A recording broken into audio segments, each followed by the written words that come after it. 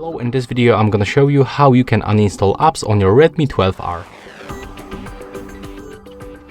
So first of all, you have to go to the settings.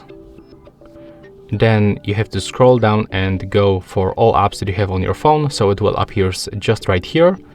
Then move for the system app settings, for the manage apps. There we go. And right now, if you want to uninstall any application, just click on this uninstall button. Right now you will find this second list, and here you will find all apps that you can basically remove from your phone, because there is also some applications that you cannot remove, like for example the messages, the phone dialer, the Google Assistant, basically all default apps.